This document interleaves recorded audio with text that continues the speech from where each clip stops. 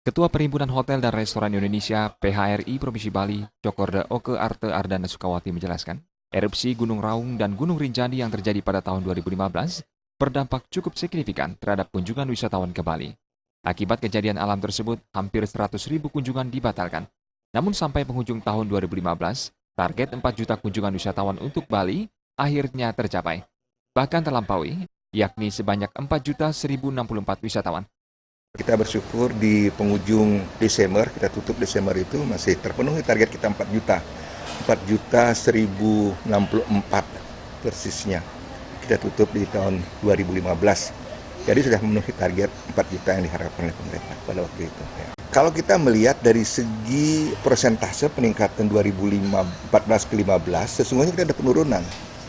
Ya, karena di tahun 2014 ke 15 itu 2 digit, kita sekitar 11 lebih, hampir 12% peningkatannya. Nah sekarang hanya 7 lebih sedikit persentasenya. Nah hanya kita memang tidak pasang target tinggi pada waktu itu, kita memang pasang di 4 juta, pemerintah memang 4 juta pasang targetnya, dan syukur kita bisa terpenuhi. Cokorda Oke Arte Ardana Sukawati menambahkan, dengan capaian tersebut pemerintah bersama pelaku pariwisata menargetkan kunjungan wisatawan pada tahun 2016 naik 10% dari tahun 2015, yakni 4.400.000 wisatawan.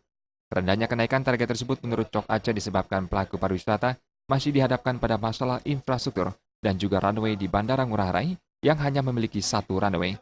Jenny dan Joka Andika, Bali TV.